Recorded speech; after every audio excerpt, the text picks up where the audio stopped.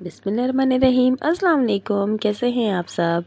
ایک آدمی سورۃ القاریہ تلاوت کر رہا تھا جس کا ترجمہ تھا کھڑکھڑانے والی۔ کیا کھڑکھڑانے والی؟ تمہیں کیا معلوم کہ کھڑکھڑانے والی کیا ہے؟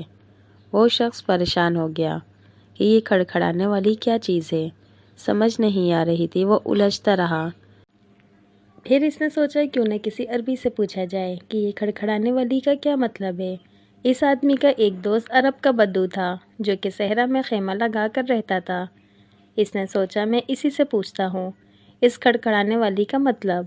چنانچہ وہ اس کے پاس صحرا میں گیا، ابھی وہ اس کے خیمے کے پاس بھی نہ پہنچا تھا۔ اس بدو نے اپنی بیوی کو آواز دی کہ القاریہ القاریہ، کہ دیکھو چولہے پر کیا رکھا ہے جو اتنا جوش دے رہا ہے کہ اس کے کھولنے سے چولہے پر رکھی ہوئی چیز کا ڈھکن کھڑکھڑا رہا ہے۔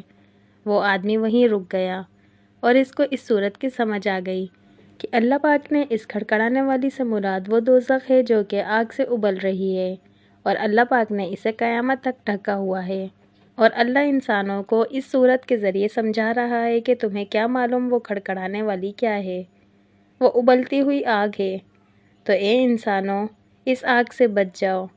اللہ ہمیں کیسے اپنی نشانیاں کھول کر سنا رہا ہے اور ہم پھر بھی غفلت میں پڑے ہوئے ہیں۔